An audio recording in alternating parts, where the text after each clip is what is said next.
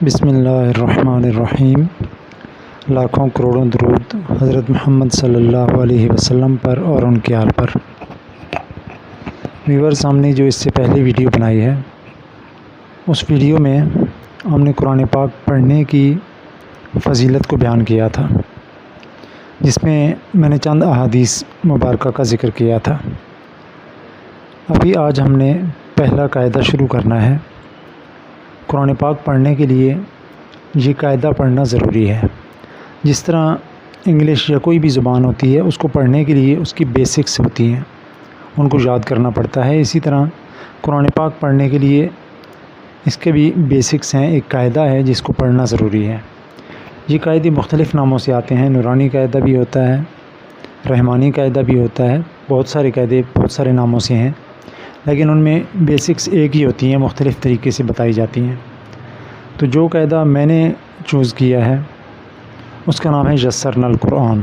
پچھلی ویڈیو میں اس کا سر ورک آپ نے دیکھا ہے۔ تو یسرنا القرآن سب سے آسان اور بہترین قاعدہ ہے اور آسان ترین قاعدہ ہے۔ اس کو کوئی بھی جو آدمی اسکول میں نہیں پڑھا وہ بھی یاد کر سکتا ہے اس کو، اور جو لوگ کچھ نہ کچھ پڑھے ہوئے ہیں یا زیادہ پڑھے ہوئے ہیں ان کے لیے زیادہ آسانی ہے اس قاعدے کو سمجھنے کے لیے اور پڑھنے کے لیے۔ اور اگر اچھی طرح وہ قاعدہ ہم سمجھ لیتے ہیں اور پڑھ لیتے ہیں تو اس کے بعد قرآن پاک بہت آسان ہے پڑھنے کے لیے، یاد کرنے کے لیے۔ تو ابھی جو زیر نظر میرے پاس کتاب ہے یہ ہے المنہاج السوی، حدیث شریف کی کتاب ہے۔ اس میں سے آج ہم چند احادیث پڑھیں گے جو ذکر کی فضائل کے بارے میں ہیں۔ تو قرآن پاک بیسیکلی نبی پاک صلی اللہ علیہ وسلم اور اللہ تعالیٰ کے درمیان جو گفتگو ہوئی ہے، جو کنورسیشن ہے، یہ اس کا مجموعہ ہے۔ تو یہ بلا شبہ اللہ کا ذکر ہے۔ تو اللہ کے ذکر کی کیا فضیلت ہے یہ ہم آج پڑھیں گے۔ المنہاج السوی حدیث کی کتاب ہے اور اس کا باب ہے فضائل ذکر۔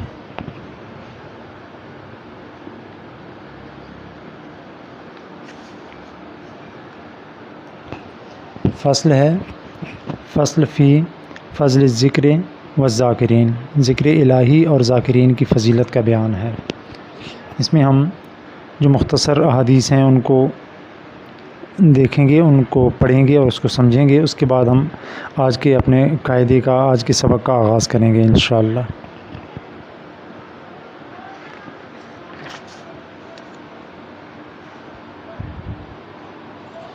اس میں جو حدیث ہم دیکھ رہے ہیں یہ ہے حضرت ابو موسیٰ رضی اللہ عنہ سے روایت ہے کہ حضور نبی اکرم صلی اللہ علیہ وسلم نے فرمایا، اپنے رب کا ذکر کرنے والے اور نہ کرنے والے کی مثال زندہ اور مردہ دلوں کی سی ہے۔ تو یہ بہت آسان اردو میں ترجمہ اس کا کیا ہوا ہے کہ اللہ کا ذکر نہ کرنے والے مردے کی مثال ہیں اور اللہ کا ذکر کرنے والے زندہ کی مثال ہیں۔ تو اس میں بہت زیادہ سمجھانے کی ضرورت نہیں ہے، امید ہے آپ کو سمجھ آ گئی ہوگی۔ دوسری حدیث ہم دیکھتے ہیں، اس میں حضرت ابو ہریرہ رضی اللہ عنہ اور حضرت ابو سعید خدری رضی اللہ عنہما دونوں نے گواہی دی کہ حضور نبی اکرم صلی اللہ علیہ وسلم نے فرمایا، جب بھی لوگ اللہ تعالیٰ کے ذکر کے لیے بیٹھتے ہیں تو فرشتے انہیں ڈھانپ لیتے ہیں اور رحمت الہی انہیں اپنی آغوش میں لے لیتی ہے اور ان پر سکینہ کا نزول ہوتا ہے۔ اللہ تعالیٰ ان کا ذکر اپنی بارگاہ کے حاضرین میں کرتا ہے۔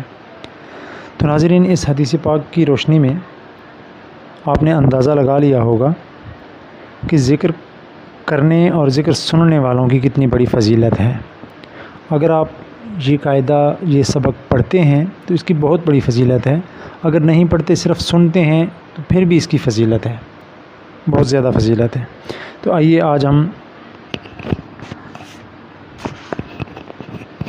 اس قاعدے کا پہلا سبق پڑھیں گے۔ پچھلی ویڈیو میں آپ نے دیکھا تھا، اس کا سر ورک یسرنا القرآن قاعدہ ہے اور اس کا آج ہم آغاز کریں گے انشاءاللہ۔ اس کا پہلا سبق پڑھیں گے۔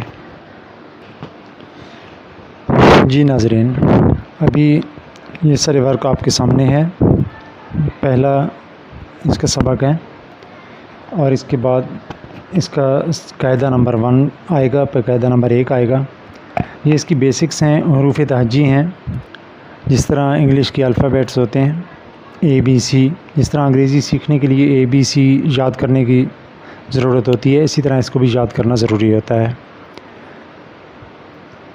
تو آئیے دعا پڑھ کے دعا کے بعد ہم شروع کرتے ہیں۔ رب یسر ولا تعسر وتمم بالخیر یا فتاح یا فتاح یا فتاح۔ بسم اللہ الرحمن الرحیم۔ سب سے پہلے نقطے کی پہچان لکھی گئی ہے۔ ایک نقطہ ہے، پھر 2 نقطے ہیں، پھر 3 نقطے ہیں۔